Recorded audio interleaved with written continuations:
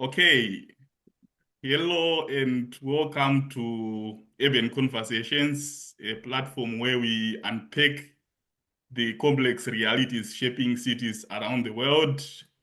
I'm your host, Simbarashe Dipura, and today we turn our attention to Harare, a city whose transport systems are at crossroads from daily congestion, deteriorating public transport infrastructure, to the rise of informal commuter systems and underinvestment in non-motorized transit.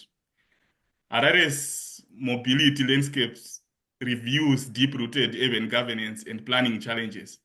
And to help me explore these issues, I'm joined today by my colleagues and brothers, Mr. Victor Miranzi, who is a urban transport planning practitioner, and Mr. Eben Chirwa, who is also an urban transport planning practitioner and academic based in Harare. And I would like to welcome my guests to the first episode of the Urban Conversations. Without much further ado, I'm going to give Mr. Chirwa an opportunity to introduce himself before we get into the details of this meeting, and then it will be followed also by a short introduction by Mr. Miranzi. Mr. Chirwa, it's your time. Okay, thank you very much, Mr. Dipura. Yeah, like you mentioned, my name is Zebedi Chirwa, and I'm an academic, and my main forte is in transport systems development.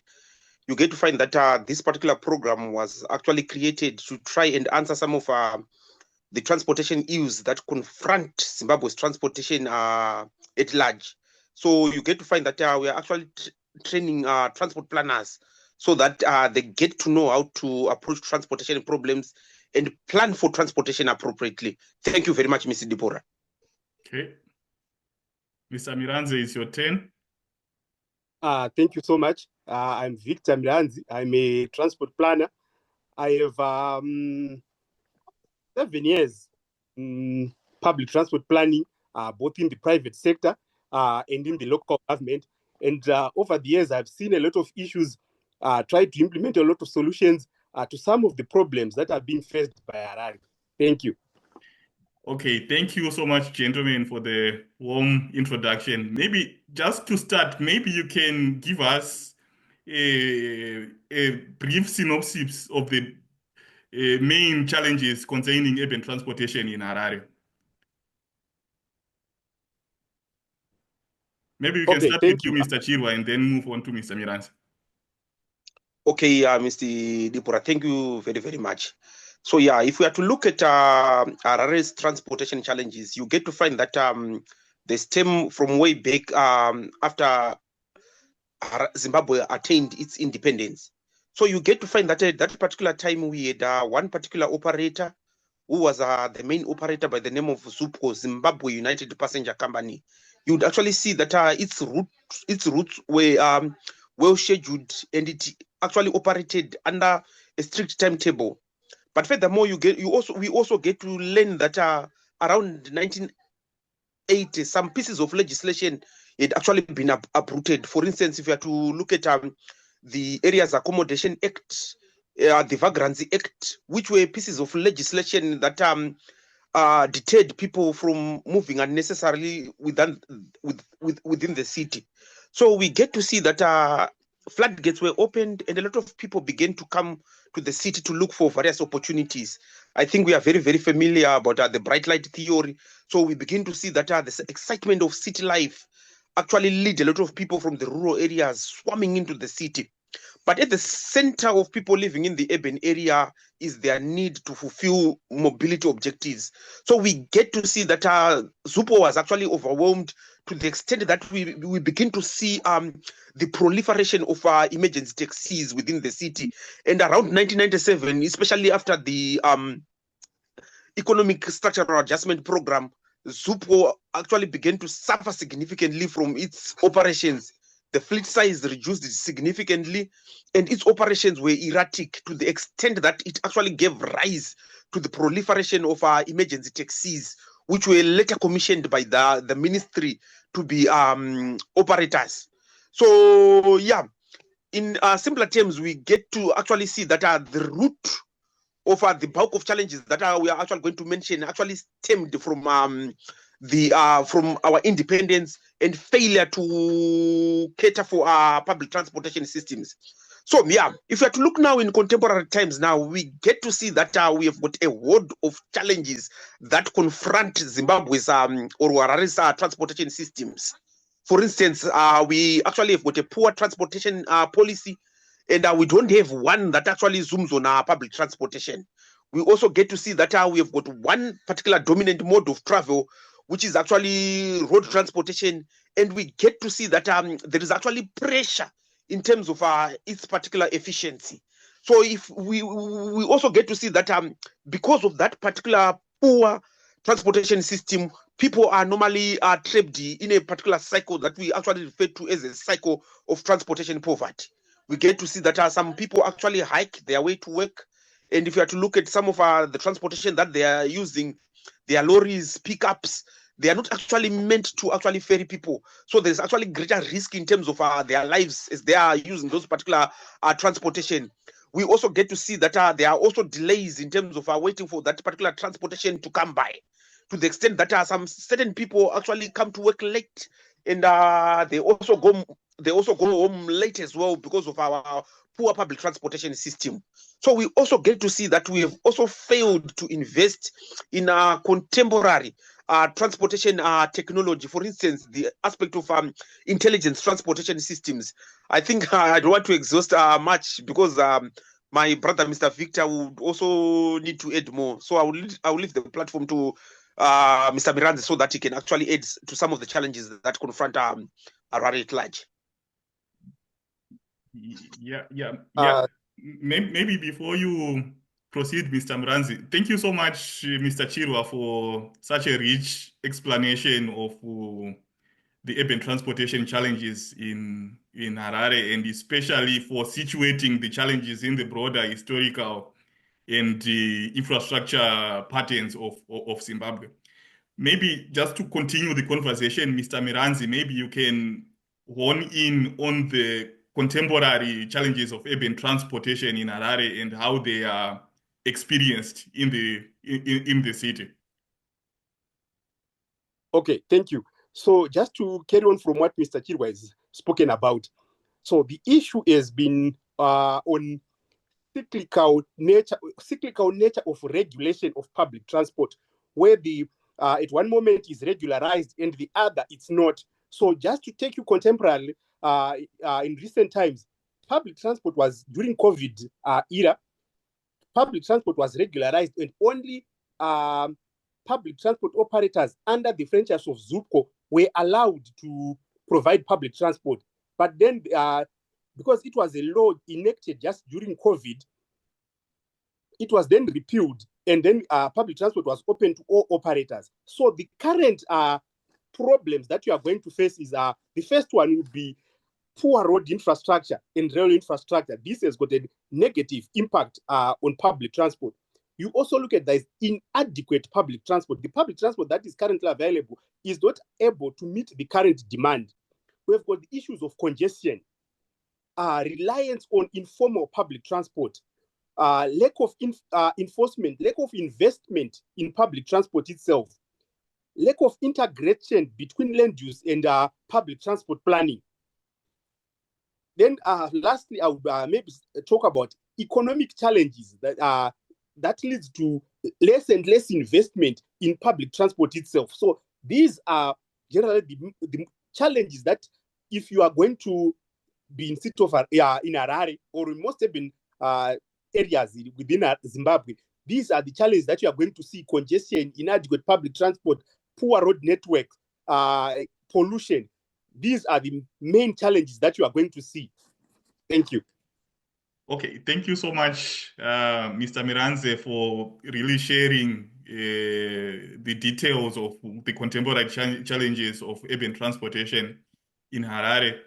So in your own perspective, do you see like the main challenge being an infrastructural challenge, an investment challenge, a regulation challenge? How do you situate the dominant challenges of underpinning urban transportation in Harare?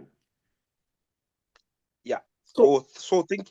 Oh, Oh, I don't know. Is it me or Mr. Miradzi? You can go, Mr. Chiro. Okay, so yeah, for me, I actually feel that it actually stems from a policy issue. So we get to find that we have got an old policy document that actually encapsulates every particular transportation issue that we are actually going to see within Zimbabwe, which is actually the National Transport Policy of 2012. My understanding about policies that a policy is actually a document that governs decision making. So every decision that we are actually going to make must actually be enshrined within a particular policy document, which actually acts as a piece of legislation. But you get to find that all our transportation issues, from public transportation to logistics, are actually encapsulated in a 49-page document. I don't know if I'm actually very, very exact in terms of the number. So that particular document is actually meant to exhaust, even in terms of how transportation is actually meant to develop. But my understanding is that if we are to look at transportation, particularly its various disciplines, you get to find that we have got a lot of issues that actually stem from transportation. For instance, we have got non-motorized transportation, the public transportation that we are actually going to talk about. We were just talking about travel demand management. We've got logistics. We also have got aspects of traffic management. You get to find that these are actually detailed particular discourses that actually require attention if we are to make our transportation systems viable and understand some of the issues that actually confront transportation issues in Zimbabwe. Yeah, for me, it's actually a policy issue. Our policy is very, very weak, and it actually needs modification if we are to actually put it on a sounder footing. That's my understanding. Yeah, maybe Mr. Mranzi, before you chime in, I would also like you to engage with the question of informal transportation systems in Harare, because I would understand that in the everyday experience of commuting in Harare, informal transportation systems are a lived reality. In your perspective, how do you see them? Because obviously, the people who use them get some kind of service from them, whether it's convenience or whether it's the low cost of actually using those kind of modes of transportation. How do you situate them, and how can they be dealt with? Thank you. So I'm just going to delve into the last question that you asked. For me, the issue of informal public transport, generally informal public transport is there to fill gaps left by formal transport systems. But in our case, we do not really have a formal public transport system. So the informal public transport is the dominant one. Recently, there have been statistics that have been flighted in most newspapers, where they are arguing that in Harare alone, there are between 13 to 15,000 commuter or minibus. The minibuses, the combis, as popularly as they are known, these are 15-seaters. It's assumed that they are between 13 to 15,000, of which only between 2 to 3,000 of them are registered, which means the rest are illegal public transport operators. And these ferry the bulk of people. Harare, most residents are what we call captive users. They solely rely on public transport. They do not have any other means except for public transport. And when it's not there, they then resort to informal public transport, which generally ferries most of the people within the city. The issue has been the issue of regulating them has been a challenge, mainly because first of all, the cost of regularizing, the cost of for a combi or a public transport to be registered, it has got to go through the vehicle inspection department, get fitness, pass fitness certificate, then get a license from Ministry of Transport, and then get a route authority from City of Harare. So it has to go through various government organizations and pay various amounts. But the issue is that we do not have investment, public transport investment, so that we buy newer vehicles. What we are going to see, most of the vehicles that are plying the urban routes within Harare were manufactured maybe in the late 90s and early 2000s. So these are old vehicles. So when you take them to the vehicle inspection department, they are likely going to fail. They are not going to pass their fitness test because these vehicles are old. So they can no longer meet the requirements. So what do they then do? They then have to operate illegally. And then they've got emergence of smaller vehicles, 5-seaters, your Honda Fit, Pro Box, Nissan Vanette, and then you have also your 7-seater, your Toyota Wish. These are also coming in. So there is need really to regulate these informal public transport in some way, because they are the dominant form of public transport. There is need, but like what the other speaker has spoken about, without a proper policy documenting or detailing what is needed, what kind of public transport is accepted, and the kind of standard or level of service that is there, that is allowed. Because currently, the smaller vehicles are not allowed. They are illegal. You can't even register them or regulate them because of their carrying capacity.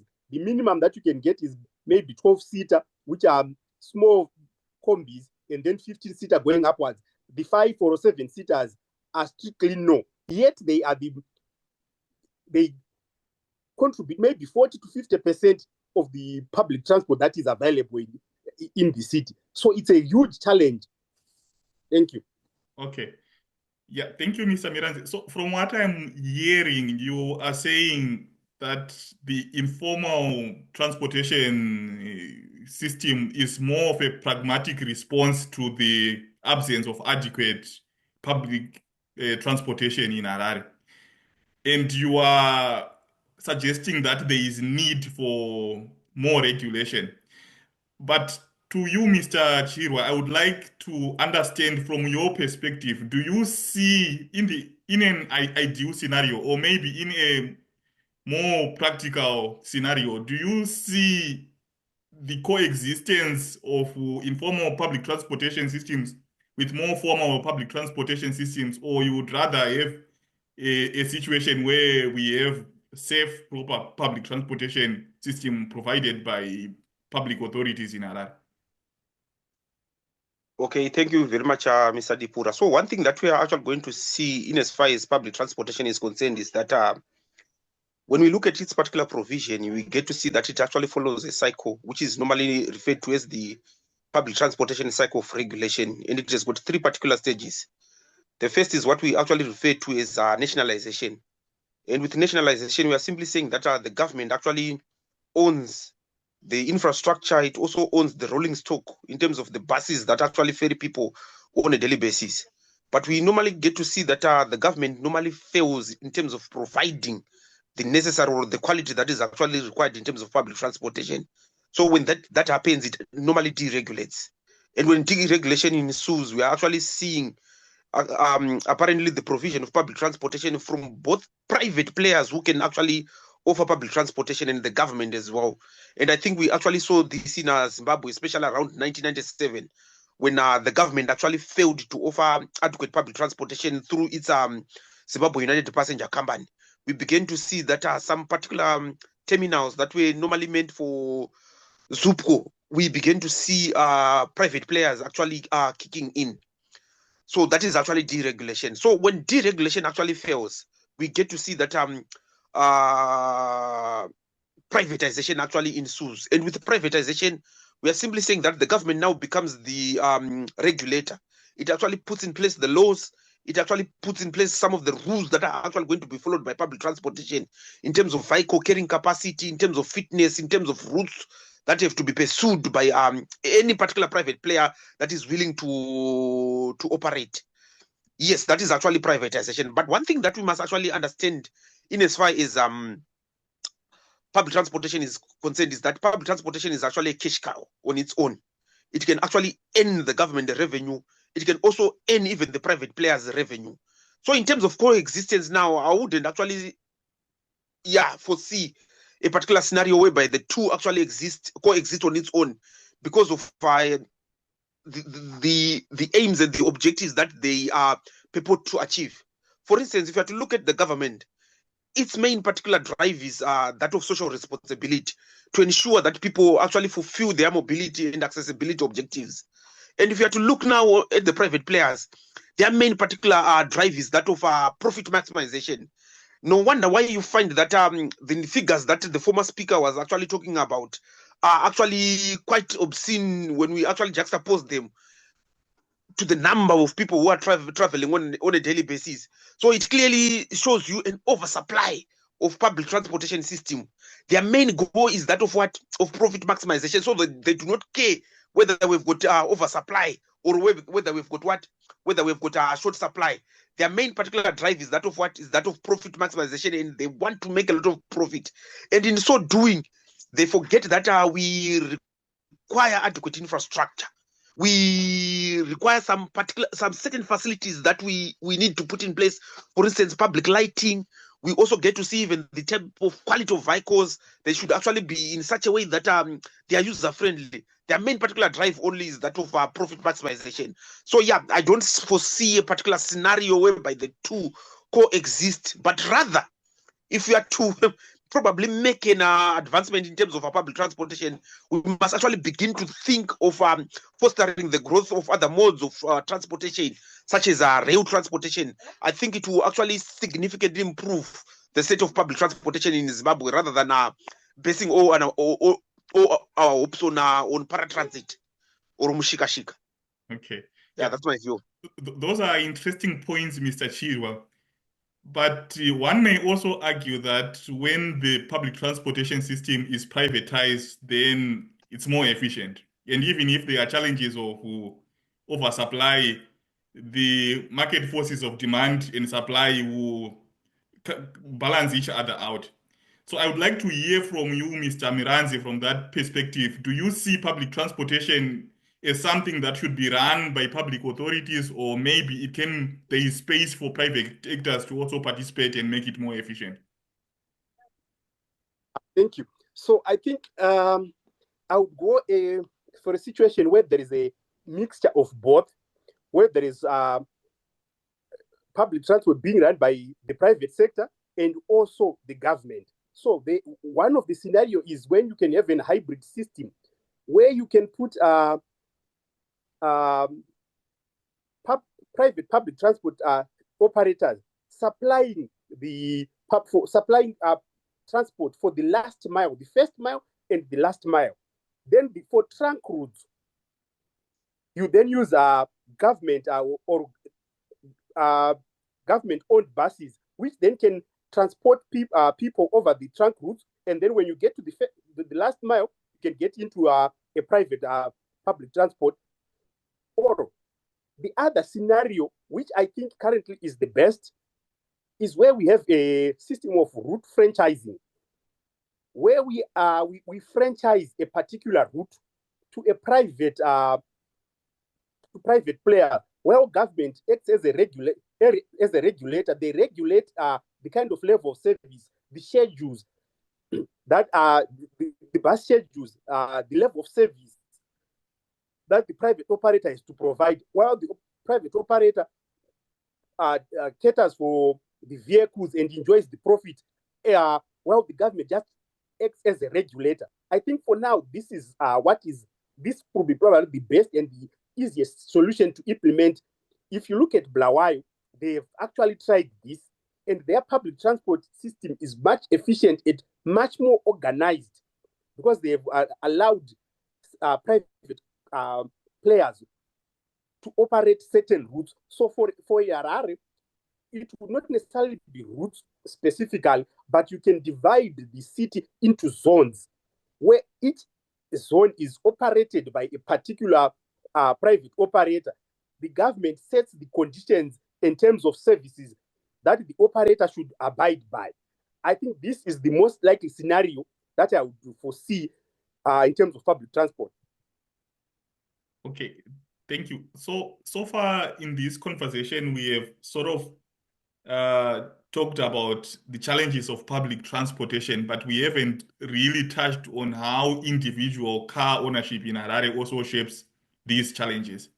Because I would imagine that the issues of congestion, and also if we think about environmental sustainability and those kind of perspectives, definitely individual car ownership might also shape those challenges. So to you, Mr. Chirwa, how do the current trends in individual car ownership in Harare shape the kind of challenges that are being faced in Harare these days?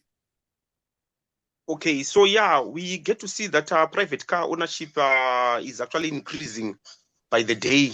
And if we are to look at the major cause of this particular trend, we get to see that it is also the structure or the form of our city. We get to see that our city is highly monocentric, though yeah, polycentricity is actually beginning to be more apparent. But we get to see that the bulk of individuals have to pass through the RSCBD before they can actually arrive to their various destinations. And also, we have to also look at the sprawling nature of Harare. Yes, Harare is actually sprawling significantly. We get to see that if we are to map some of the boundaries of how it has actually grown over the years, it's actually very, very significant.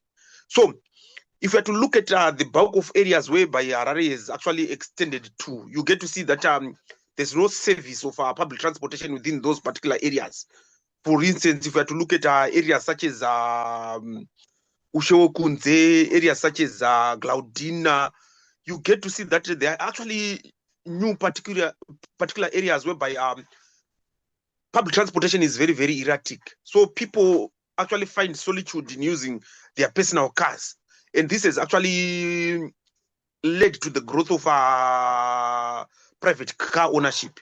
And furthermore, if we are to also maybe make an introspection over the quality of public transportation system that is actually being offered by combis or mushikashika, we get to see that it actually leaves a lot to be desired. For a start, you get to see that they are normally accused of bad driver. They are also accused of bad mouthing the passengers, to the extent that people actually see it that it is very, very important that they can actually use a mode of travel that way they can actually manipulate the different attributes that are actually provided by any particular mode of transportation. For instance, we get to find that the car is very, very flexible. If you are actually caught up in congestion, you can actually control congestion by actually waking up early in the morning, the next day.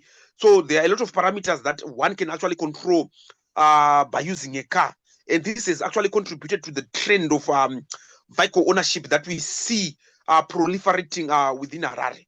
And secondly, we also get to see that, much as public transportation, is actually an efficient use of road space, especially if we are looking at the particular fact that we are actually enabling out single-occupied vehicles and we are actually encouraging car sharing. We get to find that we can actually give kudos for the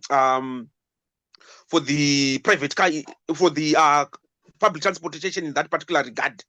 But one thing that we can also get to see is that if we begin to think of fostering maybe intensified use of public transportation, it's not actually very, very abrupt that we can actually see people simply switching to public transportation because we've actually offered it. But public transportation must actually be offered in quality, whereby we get to see that we must actually manipulate different attributes that actually make up public transportation. We're talking about flexibility. We're talking about convenience. We're talking about time to access point. We're talking about reliability. We're talking about the driver behavior. So there are a lot of attributes that we actually need to infuse in our public transportation before we can actually begin to think of reducing the trend of our private car use. Yeah, that is actually my thought, Mr. Dipur.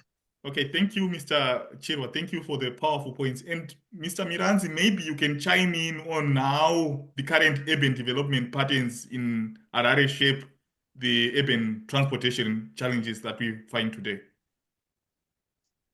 Thank you. Just to retaliate what Mr. Chirwa has spoken about, urban sprawl, the city is expanding outwards. We are experiencing new areas There is hopefully Glaudina, that the city, the areas that you mentioned, in after Mavuku. And what you then get to see is that Harare, being the capital city, there are a lot of other smaller towns. For example, Chitungwiza, we've got people from Norton, from Rua, from Epworth, from Domboshava, who come to town each and every day. They commute. So all these areas have become dormitory towns where people just go to sleep. So what you are going to see is that Harare has got two kinds of population. It has a night population and a day population, where the day population is approximately about 5 million, while the night population around 1.5 million, because also city of Harare is the linking city. If you are going to Blawa, you pass through Harare. If you are going to any other towns, you also pass through Harare. So this has an impact in terms of public transport. What then you see is one of the challenges that you have been experiencing lately. You then get to see long distance buses operating within the CBD, outside, not in Mbare where they are supposed to be, but they are now operating within the CBD. But more so, we've got all these people coming in from these nearby small towns, coming into Harare to work, and they are using single occupant vehicles. You've got one person driving, is alone in his car. The issue sometimes car sharing is that sometimes drop off the passengers that you have been sharing your vehicle with you. It becomes because sometimes you then do not park properly, dropping off for passengers while using a vehicle that is not registered for public passengers. It becomes an issue.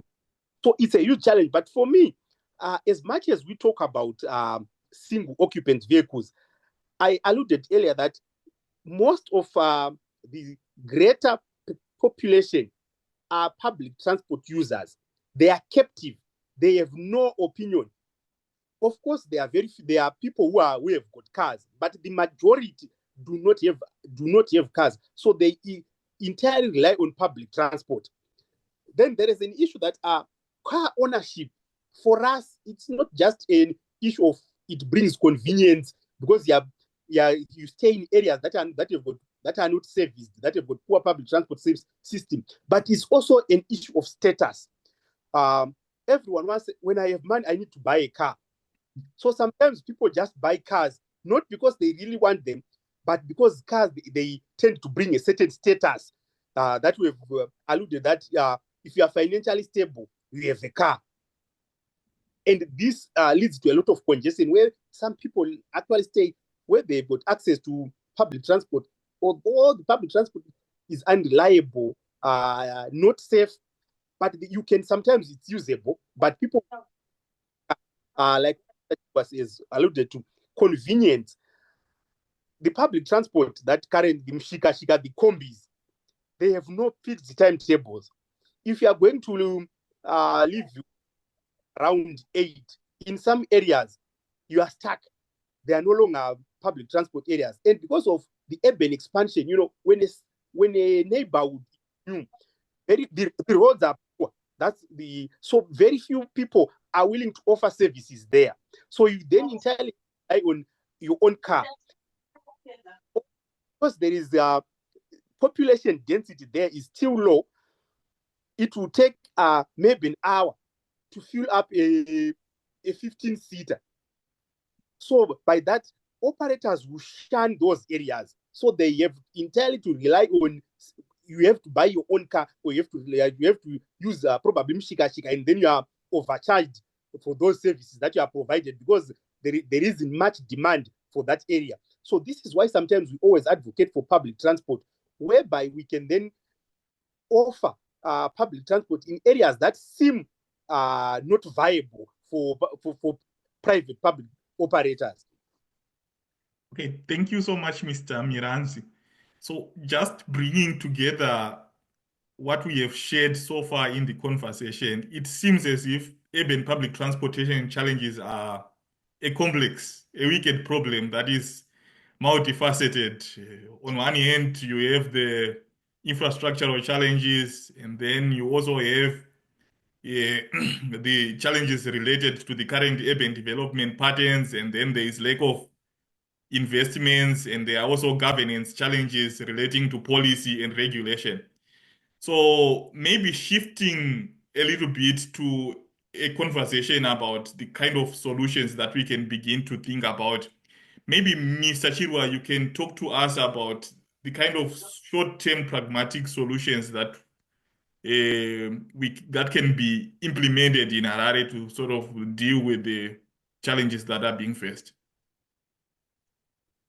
Yeah, your choice of words, Mr. Dipura, actually intrigued me. Short-term solutions. Yeah, so if you have to look at transportation now, you get to find that the state that we are in now actually requires long-term solutions, because I think we have actually exhausted the bulk of short-term solutions that we actually have. For instance, you get to find that one of the major challenges that we have actually confronted Harare as a city is congestion, particularly on the intersections, because you get to find that because of the blackouts, the robots are normally not working, or the traffic lights are normally not working. So what we have actually resorted to is stationing traffic police at various intersections to ensure efficient traffic flow. But what actually happens is that it actually appears like the police actually make things worse than when people are actually operating on their own. And secondly, we also get to see that because of the shortages of public transportation, people have actually resorted to mushikashika. Mushikashika is actually the illegal term that we normally use for paratransit. So you get to find that that has actually led to the proliferation of a lot of hiking spots. So yeah, in other words, one would actually think that probably we need to actually regularize the mushikashika. But the other problem that we get to see is that mushikashika is actually very, very rogue. And the way that they operate is something that we don't want to see within the city. So yeah, that cannot actually act as a short-term solution.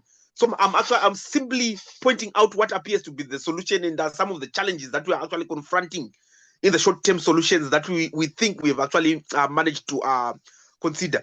Yeah, so, but over and above, I actually feel that we need to actually adopt a multimodal transportation system.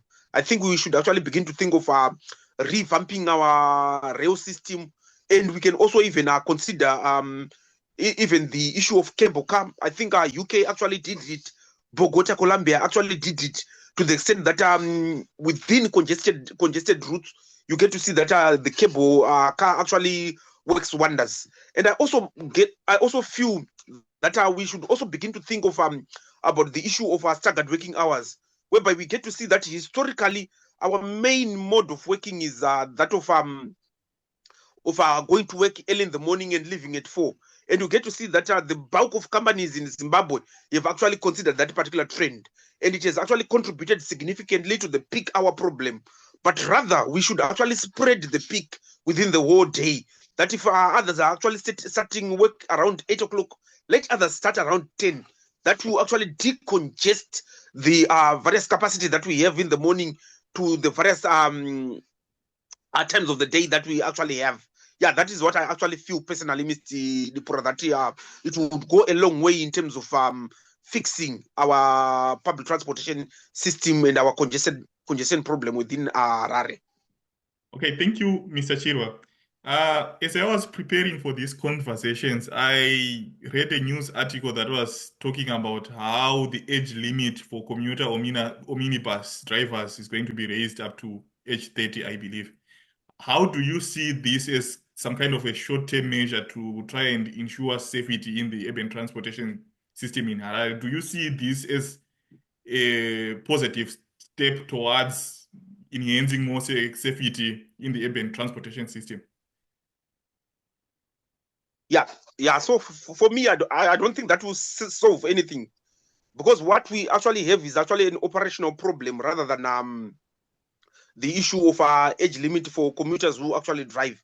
I think we definitely need more of those, because even if we are to use efficient public transportation system, we will need a lot of drivers, because a lot of rolling stock will actually be available.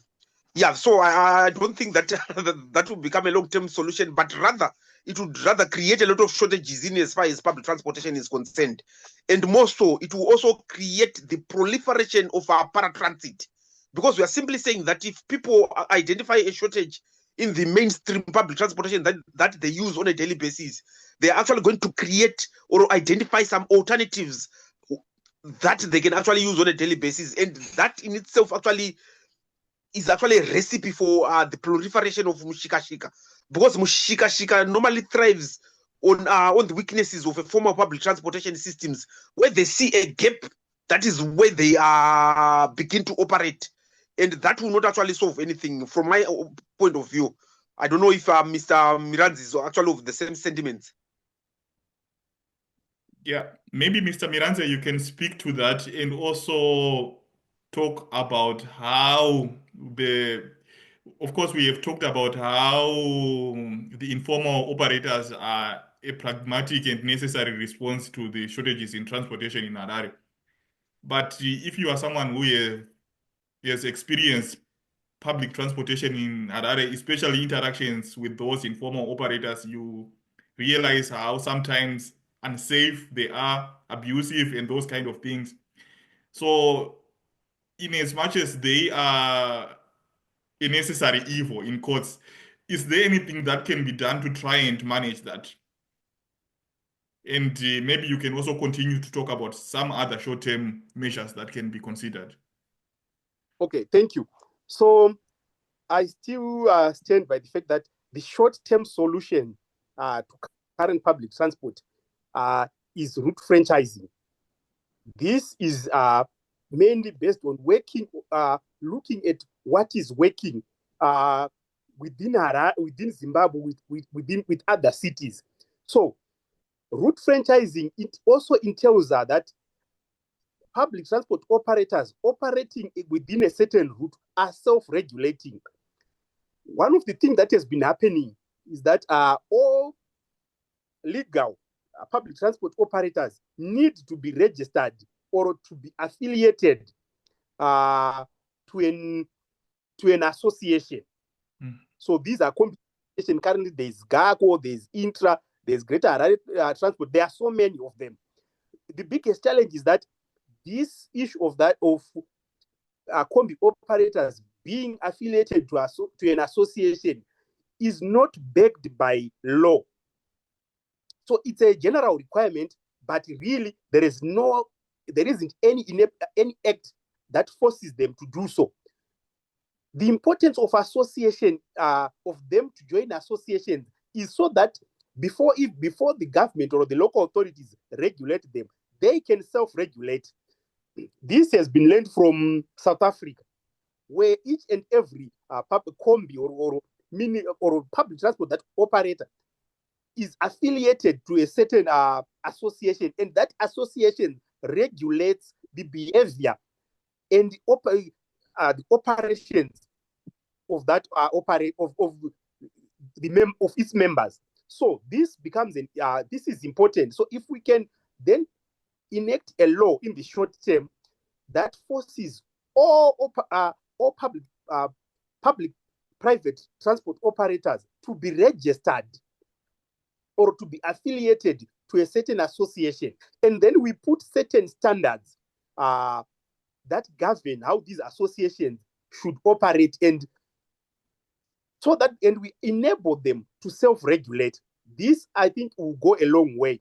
You talked about the age limit. For me, the age limit has got little or minimum impact on safety, because even now, if you see older drivers, the driver behaviors of public transport operators is the same of age. They do not adhere to road rules. That is always happening. You also see this with even drivers who drive conventional buses, who are usually older. They will follow the same trades, drive on the edge of the road when it's congested, disobey all road laws. So for me,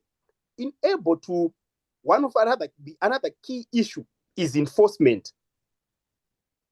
This has been an issue. We lack proper enforcement. If we can enforce rules, road rules everywhere, it doesn't matter what age you are. If there is strict enforcement, so what has been lacking is strict enforcement. That is why you see these operators are able to pick and drop passengers anyway in the middle of the road. They don't, especially the Mshika, they don't pick on designated ranking facilities. No, they want to use the street ranks. How are they allowed to do so? It's like the entire city has become a drop-off or a pickup point. This is purely lack of enforcement. So in the short term, let's enforce, because what we have seen is when we enforce, especially the illegal ones, there is an increase in the number of people who then regulate their operations. So if we strictly enforce, so the Zimbabwe Republic Police, from time to time, they then do these operations where they are clamping down on these illegal operators. What you then see is once that operation is enforced for maybe 2 or 3 weeks, there is an increase in the number of operators that then come to the local authorities, to government, to regularize their activities because there is enforcement. But the thing is, these are blitz. They are short. They are just done for a week, 2 weeks. After that, it's back to default settings. So there is need for consistent enforcement. And consistent enforcement, it entails using the use of proper technologies. You can't be, in this day and age, having areas being manned by human beings running after public transport. Let's use cameras. There have been companies that have shown interest that they can actually help enforce traffic rules in the city. So for me, the biggest takeaway is, one, let's do route franchising so that public transport is managed by either an association for a particular route. The second thing is let's enforce. I believe there is two in the short run. In the short term, they might actually help in bringing a bit of sanity and order within the city. Yeah, I think that's a critical point that you have raised there, Mr. Miranzi, to say, yes, we have the policies. Yes, sometimes the frameworks are there, but the challenge is actual enforcement. And sometimes our enforcement is reactionary. We just do something for a moment and we cannot sustain the momentum. But thinking about that a little bit, we can also situate that challenge of enforcement in the broader socio-economic context of Zimbabwe, where a lot of people are unemployed, and which opens also channels and incentives for corruption. So maybe, Mr. Chilwa, you can speak to those challenges and those barriers of enforcement, and then maybe move quickly to the kind of medium and long-term solutions that we can think about. Okay, so yeah. If we are to look at Zimbabwe at large, we get to see that our public transportation system, has actually been grappled with a lot of corruption. One of the major issues that has actually resulted to that is silos in planning.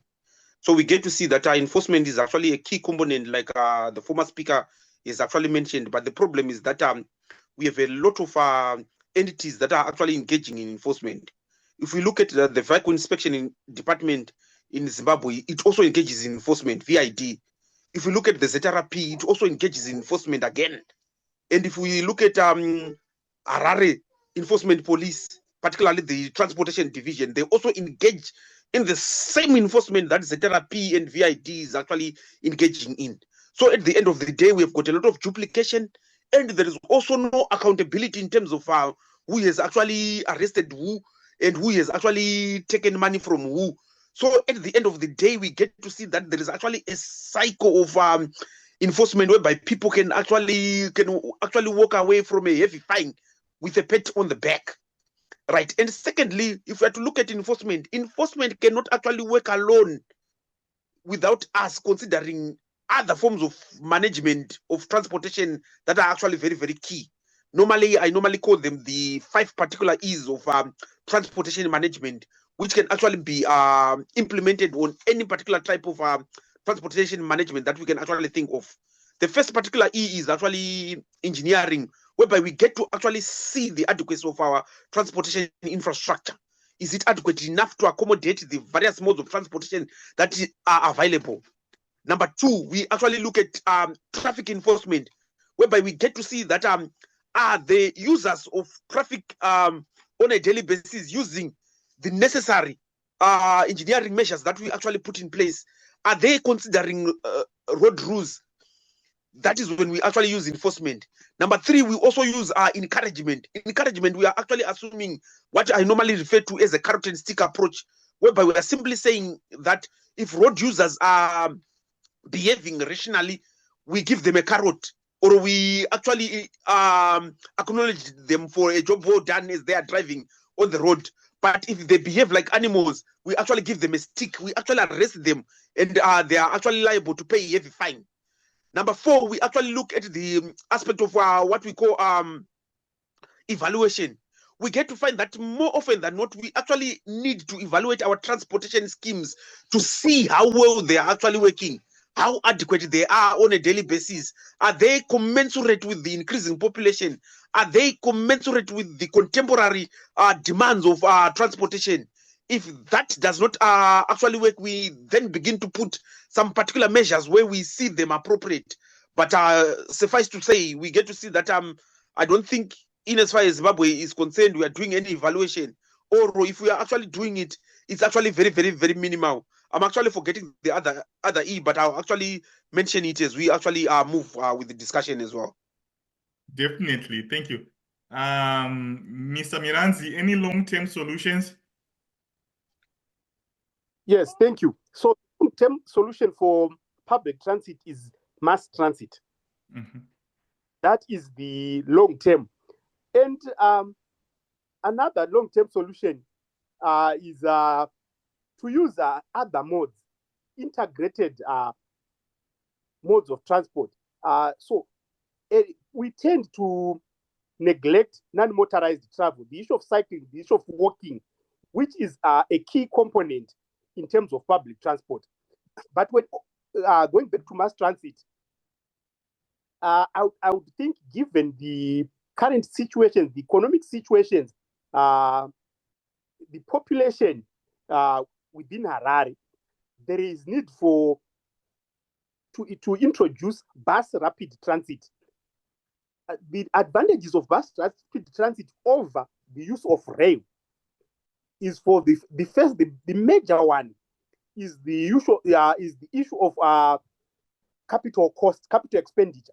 The cost of implementing rail is way higher than the cost of implementing a bus rapid transit. So bus rapid transit would be cheaper and affordable. The other issue is currently we do not have enough population to sufficiently support rail, but rather we have sufficient population to support bus rapid transit, because rail, the ridership needs to be high in order to reduce subsidies. Remember, most public transport systems are subsidized, but we know the economic challenges that we incur. We want a mass public transport system that has got minimal or no subsidy. So this is easily achieved by bus rapid, where they can recoup their cost from the revenue from the fares. So I think that is the long term. But for this to be achievable, there is need for integrated transport planning. My fellow speaker alluded to planning where it is done in silos. So if you look at who is supposed to provide public transport in urban areas, who is responsible, you are going to realize that one is going to argue that it is the local authority, the city of Harare. But one might then say, no, it's the responsibility of the Ministry of Transport. But also there is as another entity, the Ministry of Local Government, who also regulate public transport. So there are so many actors who are interested or regulating public transport, but they are working in unison. They are not working together. So the long-term solutions would be to have an integrated planning authority that combines experts from these different organizations.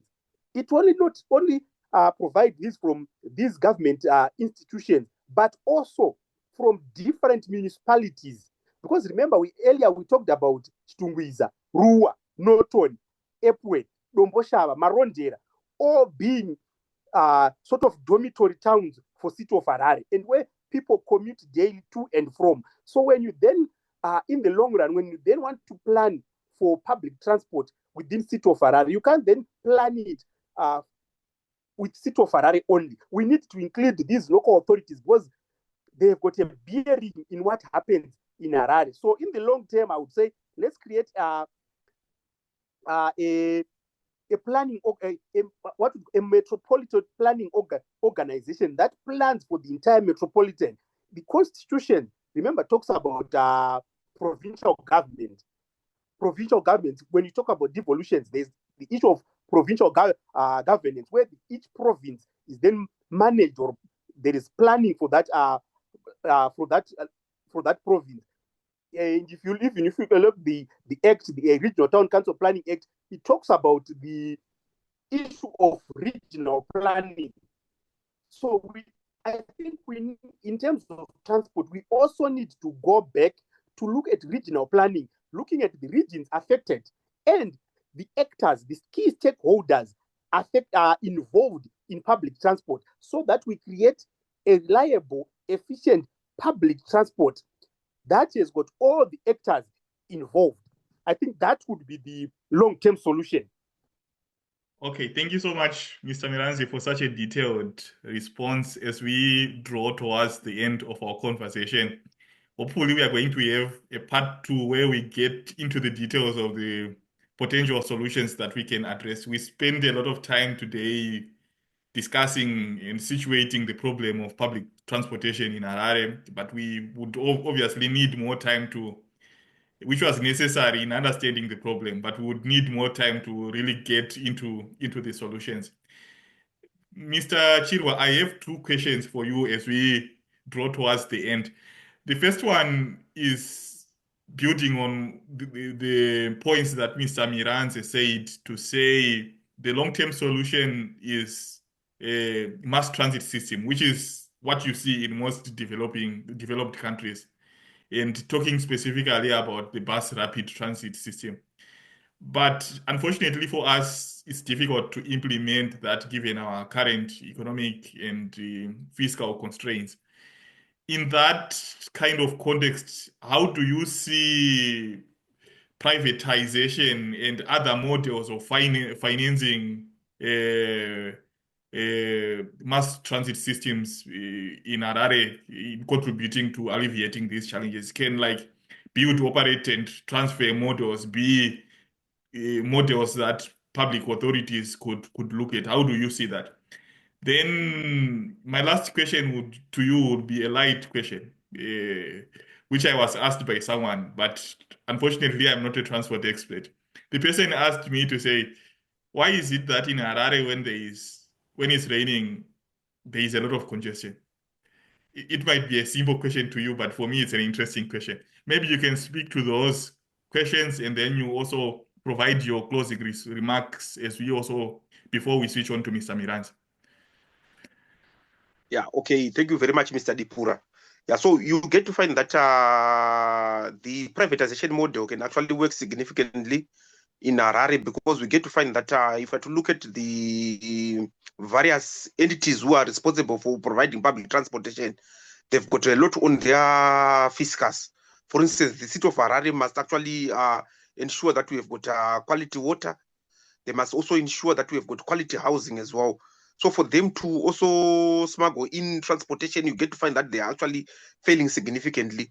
So if we consider private players, you get to see that they can actually go a long way in providing us with adequate public transportation, because you get to see that some of the avenues that we have actually mentioned, for instance, the aspect of mass rail, the aspects of BRT, they actually require the intervention of a lot of huge sums of money for them to actually kickstart. So without those, we cannot actually see them as a possibility within our own local context.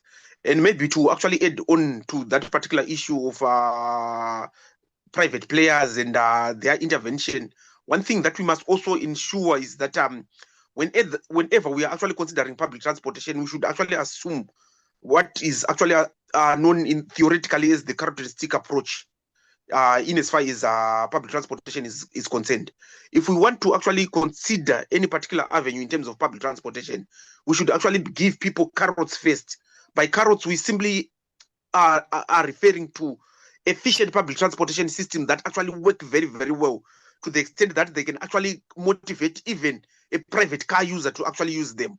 So the moment we do that now, we can actually begin to administer what we call triggers and shock, which can actually lead people to actually change their behavior in terms of private car use and adhere to public transportation use as well. So we get to see that if we actually bundle that with the issue of our private players, we get to see that that can actually go a long way in providing efficient public transportation system in as far as Zimbabwe is concerned. So if we are to also look at the common scenario of bad weather and associated congestion, we get to see that there are actually two things that are actually involved in that particular scenario. The first one is that people have to actually exercise caution as they are actually driving, especially under conditions of bad weather, because they know with certainty that if they actually drive recklessly, that can actually contribute to accidents. So you get to see that when people begin to exercise a lot of caution, they actually begin to move slowly. As they are moving slowly, you get to find that the amount of cars that we find within the traffic stream, they also increase significantly, leading to traffic jams. And another thing the second particular thing that you must actually understand, Mr. Nipura, is that whenever we look at congestion, it's actually relative in the first particular instance, relative in the sense that some people can actually feel that there is actually congestion when there is no congestion. But rather, we need to actually put simulation models for us to actually understand the degree to which we are simply saying that there is indeed congestion. And in simulation terms, when congestion actually gradiates to level service E and level service F, that is when we can simply say that there is actually acute congestion. Without that, level service D and level service C are very, very appreciated in urban areas. So congestion during bad weather is normally attributed to a lot of people who are actually exercising a lot of caution, and that will actually amount to a lot of vehicles that are actually coming in the traffic stream, and the vehicles begin to move very, very slowly. Yeah, but as they are moving slowly, they normally oscillate under a level of service D and level of service C, which is very, very appreciated within an urban area. I don't know if Mr. Miranz agrees with my sentiments. To you, Mr. Miranzi, you can chime in on Mr. Chirwa's discussion and also provide your closing remarks. Okay, thank you. So in terms of, I'm just going to dwell a little bit on about infrastructure. What we have seen is for bus rapid transit, at the end of this month, there is a policy that is expiring. So the government had allowed private players to import buses duty-free. I think since 22, the grace period is ending on the 30th of April this year, 2025. So this enables the provision of rolling stock by private players. So this would help if we are going to use mass transit in BRT, where we allow the public players to provide their own infrastructure. Then the government will be responsible for providing the infrastructure, the road infrastructure, the other services. What we have seen in other countries is a situation where they allow the small private players to come together, form a company, buy the required rolling stock so that they provide the services for the mass transit instead of relying on the government. And then to go into your issue of how weather affects congestion. So there is the first issue that has already been mentioned, is of caution. When it's raining, you want to practice caution because it's slippery. If you apply your brakes, the stopping distance is affected by the weather, the grip, the traction of your vehicle. Then the second issue is, remember, Mr. Chirwa once mentioned that most of the traffic lights are manned by officers. So when it's raining, the intersections, there are no officers, and yet the traffic lights are not working. So there is issue of clogging within those intersections. The third issue has to do with the road infrastructure itself. So when it's dry and it's clear, you can see areas where there are potholes well before you get there. But when it's raining, because of poor drainage, the road is entirely covered with water. So you can't really tell which areas have got potholes. If you then move a bit faster, there are chances that you get into a pothole and you burst one or two of your tires. So this then means you have to be more cautious than what you would normally be when it's dry, because of the infrastructure, the current situation of the infrastructure. So in my closing remarks to this conversation that we would have, I would like just to maybe summarize what we talk about and my opinion. So the first issue would be, when we talked about the challenges. So the challenges, like you rightly said, they are complicated. It's not one really particular challenge that causes the traffic problem that we have. It's an issue of that what we have mentioned. It has to do with lack of investment. It has to do with driver behavior. It has to do with the economic situation that is currently happening there. And the solutions as well. It's not a single solution that is going to be able to solve or alleviate all these challenges. And they are not going to be, some of these challenges are not an overnight, we cannot have an overnight solution where you just have a solution today and then tomorrow all these challenges would have been solved. It requires a sectorial approach to alleviate some of the traffic challenges that we are currently experiencing. We don't have to, the authorities do not have to operate in silos. There is need for integration to work together so that there is no duplication of roles, and there is a clear policy that guides us of what we want to achieve. You know, the importance of a policy is it guides the city and the nation at large. So we need a national policy and then policies at local level that then guide the transport planning, what we want to achieve, how we are going to get there. And finally, you know, another thing that is, there is a need to engage institutions like Mr. Chirwa here, to engage institutions, because most of these issues that are being talked about, there is no baseline data to exactly determine these challenges. There is no research that is being done to then really come up with proper solutions, or to be able to specifically figure the actual problems, because there is no research that has been properly carried out in terms of transport. So I would have hoped that the current master plans that are being prepared would also provide some baseline information on the current situation of public transport and what ought to be done. Thank you. Thank you, Mr. Miranze. Closing remarks, Mr. Chirwa. Yeah, so yeah, like Mr. Miranze mentioned, I also believe that we require an integrated approach in as far as approaching our public transportation systems.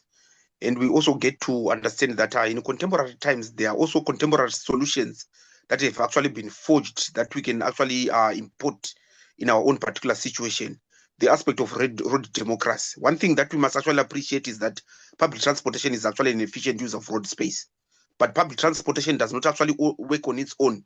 So it's actually high time as Zimbabwe that we begin to invest in other modes of travel. So we've got NMT, which comes in the form of bicycles.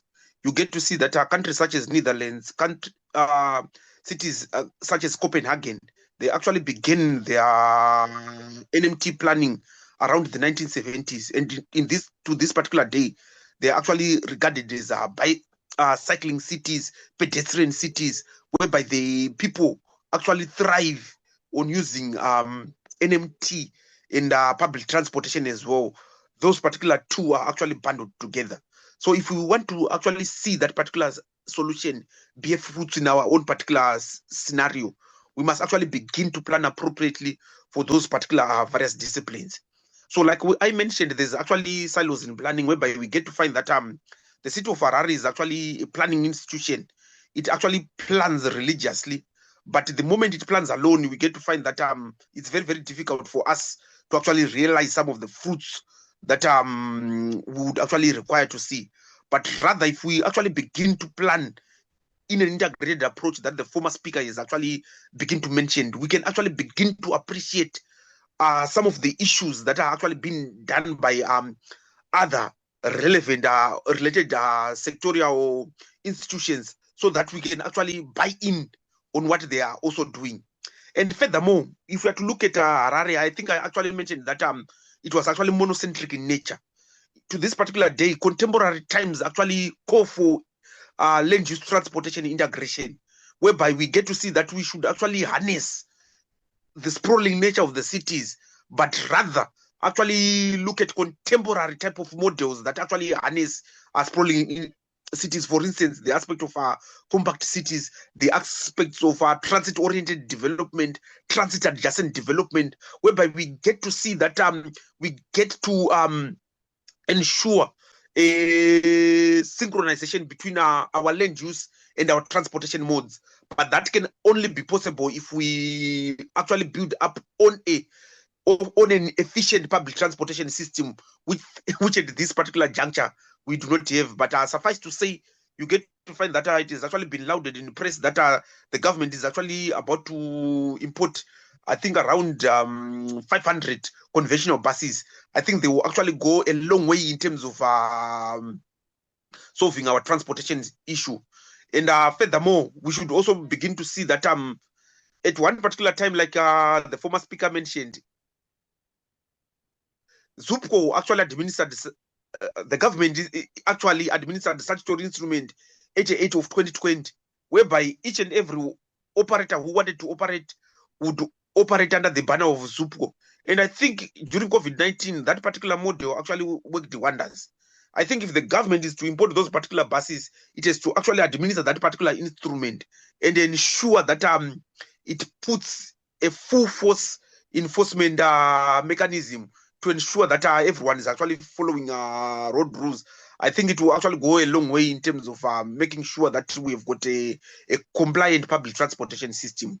So yeah, all in all, thank you very, very much, Mr. Dipura, for this particular wonderful fora. Yes, it actually gave us a platform to actually share some of the key particular issues about our transportation issues. And I think it will actually go a long way in developing solutions for Zimbabwe's urban areas and Zimbabwe at large. Thank you. Thank you so much, gentlemen, for such an insightful conversation. And this is only the first episode of the podcast, and hopefully we can be able to do more. And next time, hopefully we can get into much more details on the solutions that we can think about in addressing the challenges of urban transportation in Harare. And thank you so much, gentlemen. And I wish to continue engaging with you and learning from each other. And hopefully we can find long-lasting solutions to these problems. And yeah, I'm looking forward to engaging with you as soon as another opportunity avails itself. And yeah, I wish you a great day. Thank you. Thank you very much, Mr. Dipora. Okay, thank you.